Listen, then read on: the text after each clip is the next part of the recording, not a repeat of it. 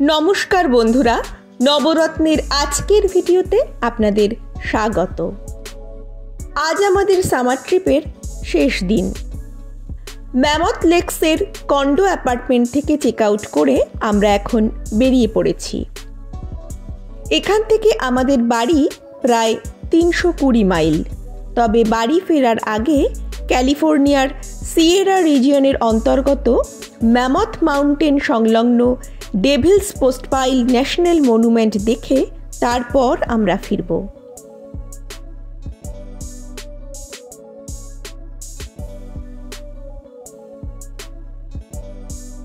আমরা এখন পৌঁছে গেছি ম্যামথ মাউন্টেন মেন লজের কাছে।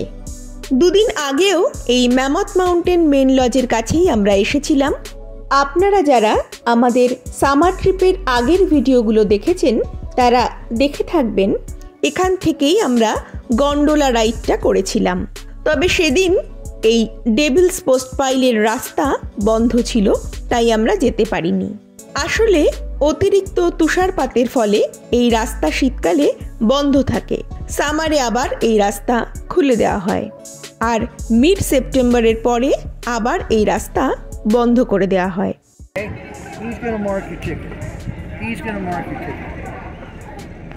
যাই হোক, চলুন তবে এবার আমরা বাসে উঠে পড়ি আর যেতে যেতে এই জায়গাটি সম্পর্কে কিছু তথ্য আপনাদের সঙ্গে শেয়ার করি।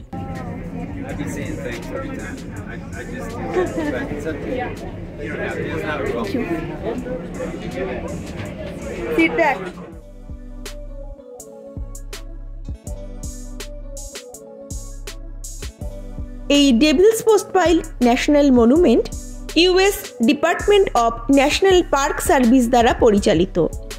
1911 সালে এই জায়গাটি ন্যাশনাল মনুমেন্টের মর্যাদা পায়।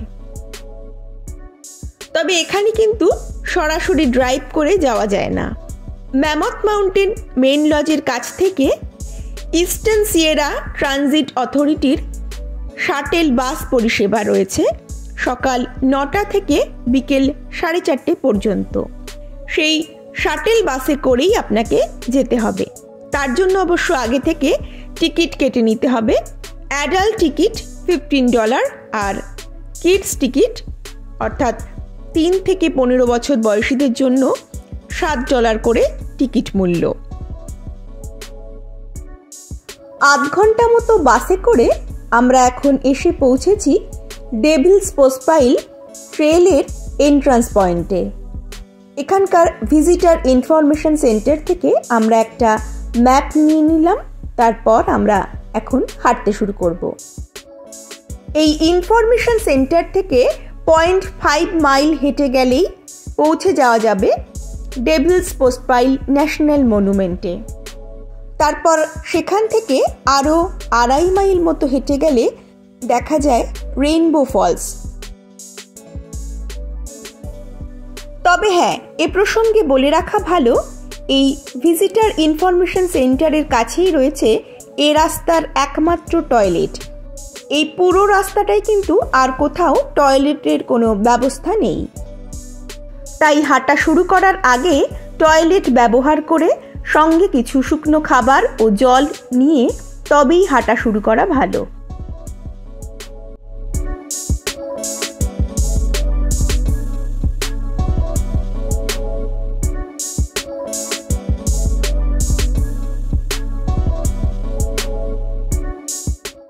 Devil's Postpile National Monument আসলে একটি ইউনিক জিওলজিক্যাল ওয়ান্ডার। সমুদ্রপৃষ্ঠ থেকে 7550 ফিট ওপরে এর অবস্থান। আনুমানিক 1 লক্ষ বছর আগে আগ্নেয়গিরি থেকে নির্গত লাভা স্যান হাওয়াকিন নদীর পার্শ্ববর্তী এই অঞ্চলে ছড়িয়ে পড়ে। তারপর কালের নিয়মে সেই লাভা ঠান্ডা হয়ে জমে ষড়ভুজাকৃতি ব্যাসাল্ট কলামে রূপান্তরিত হয়।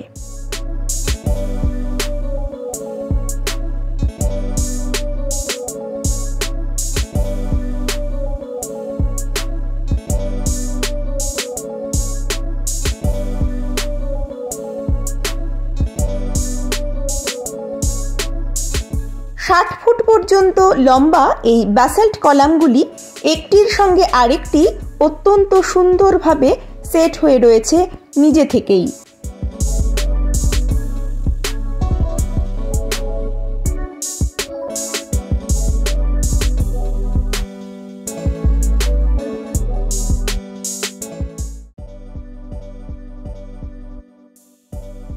প্রকৃতির এই অপরূপ সৃষ্টিকে দুচোখ ভরে দেখে ডেভিলস পোস্টপাইলকে বিদায় জানিয়ে এবার আমরা এগিয়ে চলেছি রেইনবো ফলসের দিকে।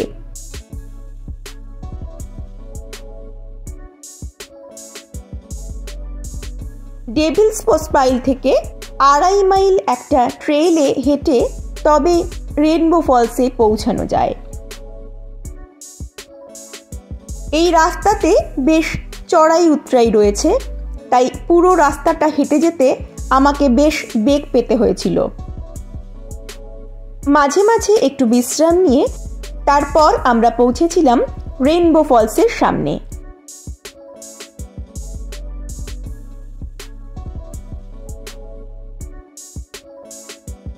তবে রেইনবো ফলসকে দেখে এতটা হেঁটে আসার যে ক্লান্তি তা এক নিমেষে আমাদের দূর হয়ে গিয়েছিল।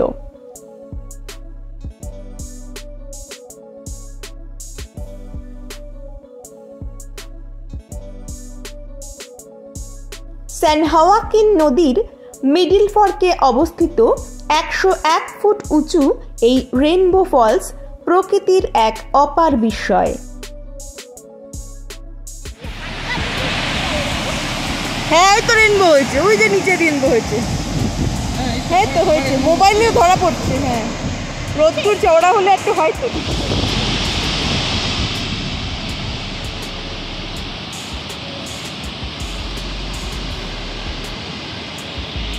Not as good as the other spot.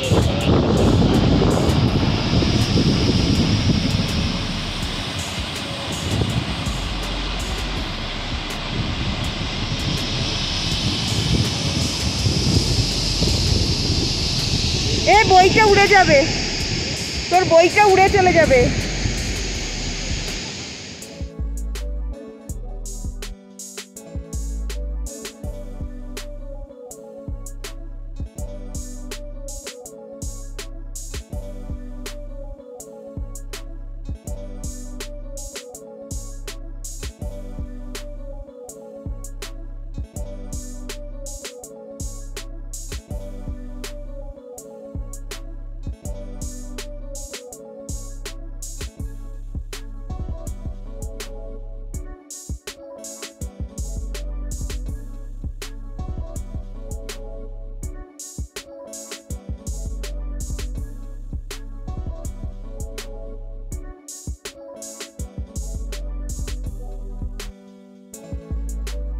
আমরা এখন রয়েছি রেইনবো ফলস ভিউ পয়েন্টের সামনে। এই ভিউ পয়েন্ট থেকে আরও কিছুটা হেঁটে রেইনবো ফলসের একেবারে কাছে চলে যাওয়া যায়, তবে আমরা আর সেদিকে যাইনি। এখানেই বেশ অনেকটা সময় কাটিয়ে আবার ফেরার রাস্তা ধরে হেঁটে তারপর শাটেল বাসে উঠে এখন আবার ফিরে যাচ্ছি ম্যামথ মাউন্টেন মেইন লজের সামনে।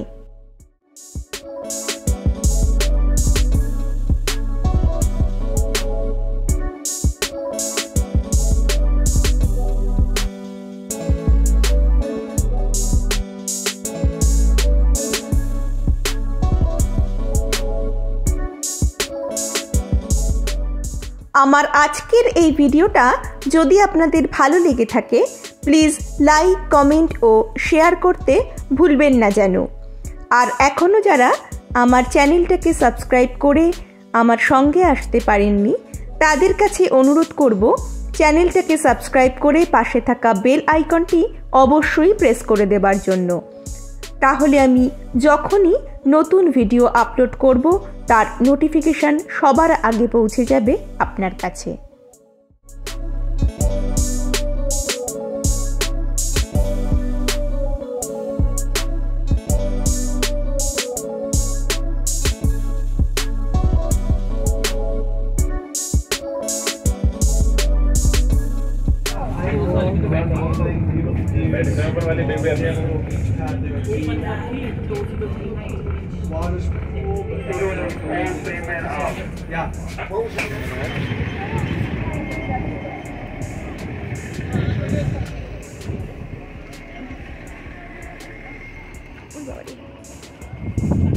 এর কোথায় নামিয়েছে?